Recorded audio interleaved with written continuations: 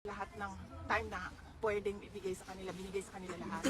So, kahit yung birthday, binigay sa kanila yung schedule, yung time na pumasok sa loob. So, Ikaw, VP, anong plano mo for this birthday? wala ako schedule sa kanya sa Friday. As I said, binigay namin, kasi allowed lang siya ng 2 visits a day. So, one lawyer visit, and then one family visit. So, the day after ka na lang, VP, or before? Wala akong yes. Wala ako. Binigay ko lahat ng schedule kay Shelito at Veronica. Napag-usapan naman namin yon, and we all agreed na ganun yung gagawin. Nasa kanila lahat habang sila ay nandito dahil limited yung time nila as compared to okay lang ma'am, because wala man kaming problema. Kaming magkakapatid, wala man kaming problema. Yung mga nanay namin may problema. Pero kaming magkakapatid, you should see our group chat. Kaming apat na magkakapatid. So fun.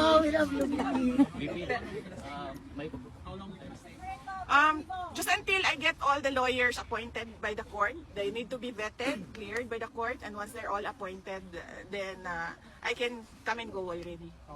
VP, ganun pa rin ba yung tinatanong ni former president? Yung timeline, yung legal strategy, is he very much involved pa rin? You have to ask the lawyer, no, kung ano yung mga napag-usapan nila with regard to sa legal part. Pero sa'yo, ganun pa rin ang mga tinatanong?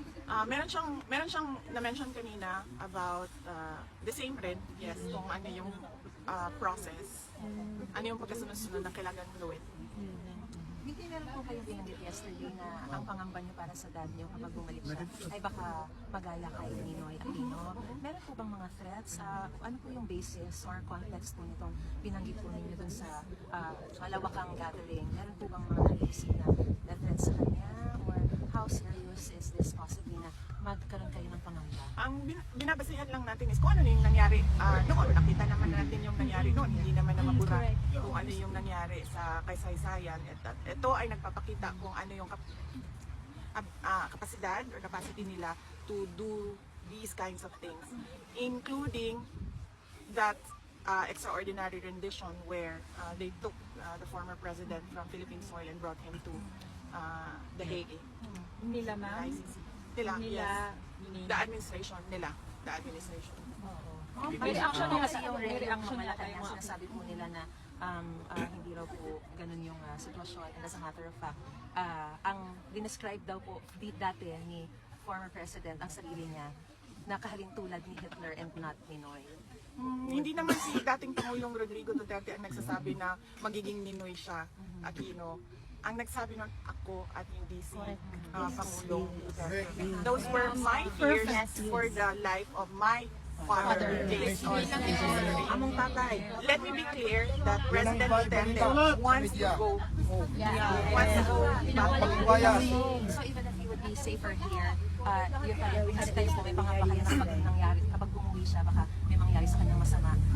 Would it be a fact that he would be much safer here kung sakasakali, or yun pa rin ang gusto po niya talagang makauwi no matter what?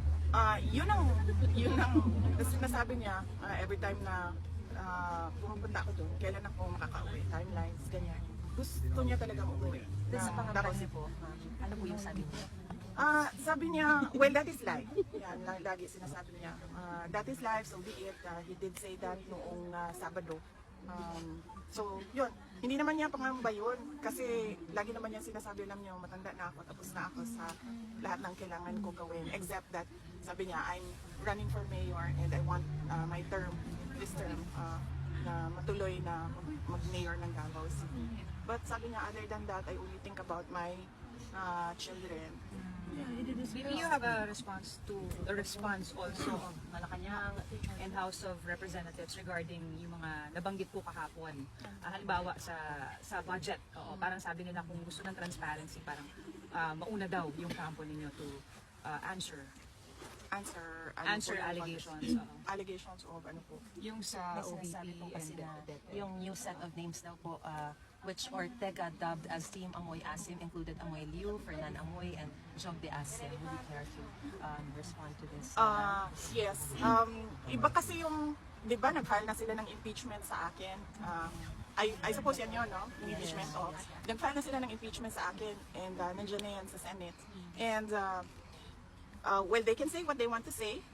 Pwede naman na nila yan sabihin.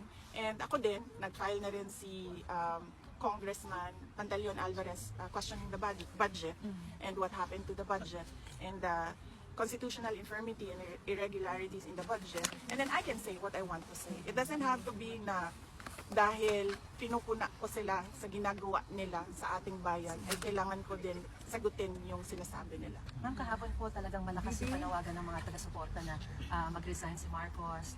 Sinabi po ng Malacanang ngayon na kung pinagre-resign po nila ang Pangulo, sino ang makikinabang? Kahit sabihin po ni Bibi Sara, o kayo nagsabi niyan, kayo pa rin daw po ang makikinabang. Meron po ba kayong Pilipino?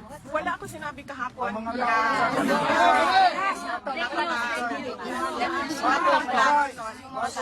speaking ko, hindi ko siya wala ko sinabi kahapon na BBM resign. Hindi ko yan ever sinabi. Maliwanag yung sinabi ng Bukarin GMA kahapon.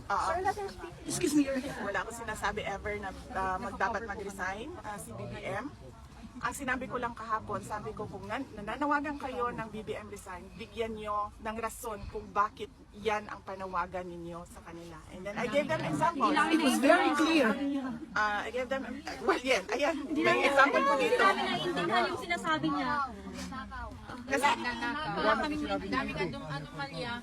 Magpadami ang criminals sa mga drug addict. so, yun lang naman ang sinabi ko. Sabi ko sa mga tao, pag nanawagan kayo ng BBM resign, dapat sabihin ninyo kung bakit. Para naiintindihan ng mga nakikinig, bakit ba tayo nananawagan Wala ng po kami resign? nakikita Bibi, how are you managing yung case ng father ninyo, tapos yung may impeachment pa kayo? How are you managing everything? Or how do you plan to manage? Well, yes, okay naman na yung sa impeachment kasi before nangyari yung extraordinary rendition o pagkuha kay Pangulo doon sa Pilipinas, nabuo na yung team ng impeachment. So, on that point, okay na sila and they're preparing for trial. Ang dito lang kasi sa ICC, hindi pa mabuo yung team kasi we're waiting for papers for other lawyers. So, yun yung kailangan ko matapos.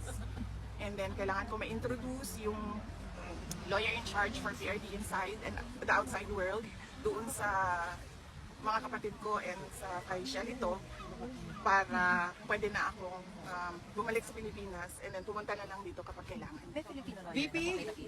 Wala pa ma'am, wala pa pong Filipino lawyer sa ngayon. Yun ay ginagawaan pa ng shortlist sa ngayon. Ma'am, meron din po kayo VP on the binanggit lighter kahapon na side, nasabi can we niyo, invite we you don't for have a dinner? country in 2020. We'll see each other siguro ma'am if you'll prepare an activity sa 28 sa Friday po. Going home na po bukas. Going. Let Opo. me give this to PRRD. Taga saan kayo ma'am? Sama